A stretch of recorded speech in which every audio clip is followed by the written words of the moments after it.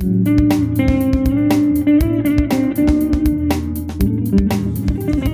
there, my name's Barnaby and I'm an amateur guitar maker in Tokyo, and one of the things I sometimes do is repair guitars for people. And this is a guitar I've been working on for about a year. When it was brought to me it was covered in house paint, the binding was cracked, the fingerboard was an absolute mess, the headstock was broken. So that's all been fixed, the binding's been redone, it's been refretted, I've changed out all the electronics and done a ton of other work. It had all sorts of holes in the body, those have all been plugged.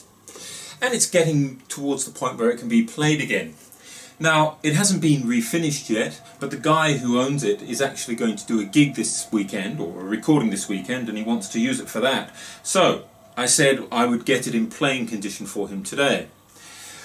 Now, I've refretted it, but what I haven't done is leveled the frets. And you can hear, got a lot of fret buzz. Also, we've got a lot of notes that are fretting out.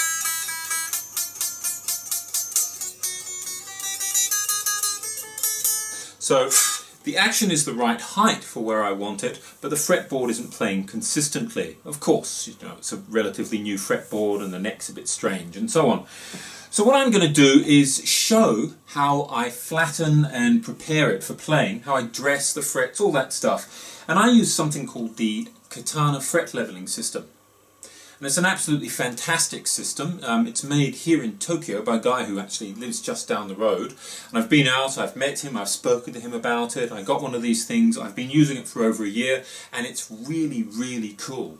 I'm going to say right now, just so there's no misunderstanding, I'm not affiliated with the company, I've got no financial interest in it, nothing like that at all. I simply like this tool and I think it's great. So I'll be doing a short video showing how it works. Okay, let's start out with the tool itself. This is it. This is the underside part where the sandpaper goes. And it's had some old sandpaper on there, but I simply just cleaned off any glue residue with acetone, so I've got a nice clean surface. And here I've got a roll of adhesive sandpaper. This is 3M 320 grit. So let's just put that out and put this on. Make sure that's nice and flat, and then take a razor blade and trim it to fit. Now this system is set up so that it works under string tension. And here's what we do. We take 3 saddles, 3 little tiny brass saddles, and we put them on the fingerboard.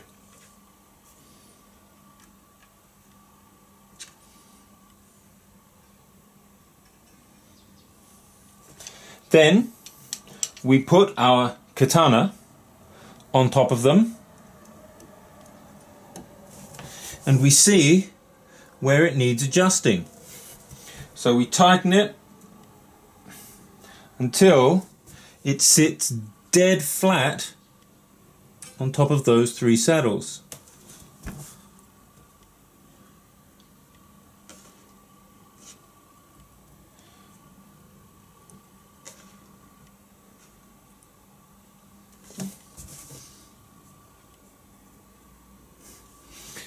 And that means we've got exactly the curve of the board under string tension. We've got a little key here, and that goes in between the strings. You turn it and you flip it up, and that lifts the strings just enough so that you can slide the katana system in and onto the strings. Now I should also mention that I've got my pickup taped off. The reason is that what you don't want is a bunch of little metal filings sticking to the magnets of your pickup. With everything in place, what you then do is you hold the neck in your hand, hold the katana system, and start to work it back and forth. The guy who makes it recommends something called X sanding, which means you sand this way, pull back, sand the other way. So you're sanding this way, that way, making a kind of X pattern. You're not pressing too hard, and you're working the frets evenly.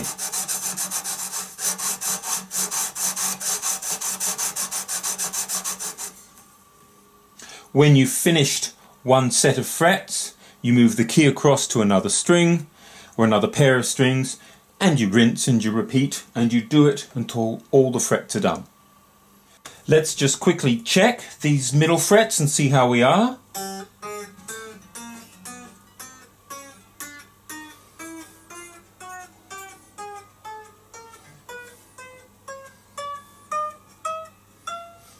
Absolutely no fret bars.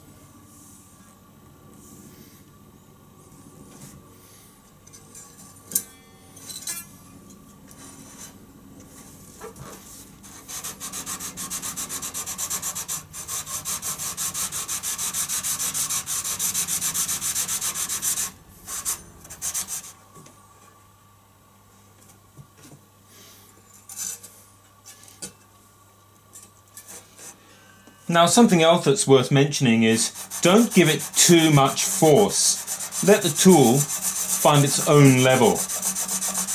Keep an eye on the frets, check to see when you're getting even kissing of the sandpaper across all of them, and that tells you that if every fret is being touched,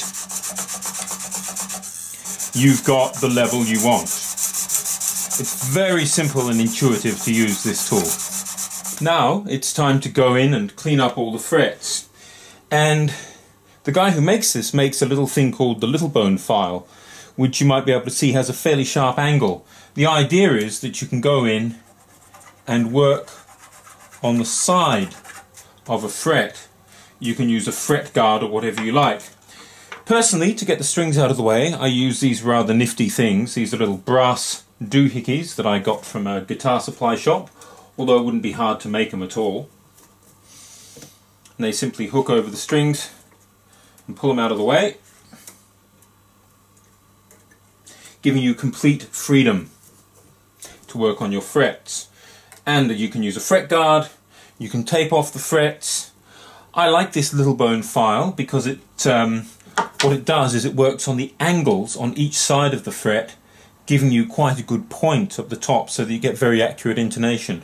Traditional crowning files round everything off and they don't necessarily work so well. They can also mess up the very carefully set up angles that you've already just filed in using the Katana here. So I find this the easiest solution.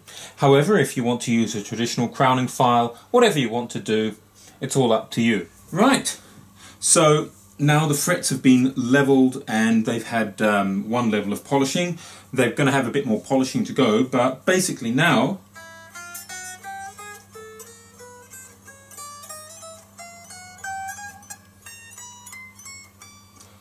there's no fretting out at all. That buzz has gone from the low strings and we've now got a kind of fast, light action.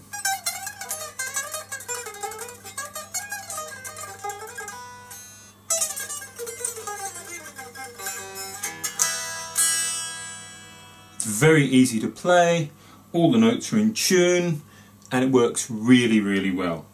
So I'm very, very happy with that, and it was all done with the Katana system. Great thing.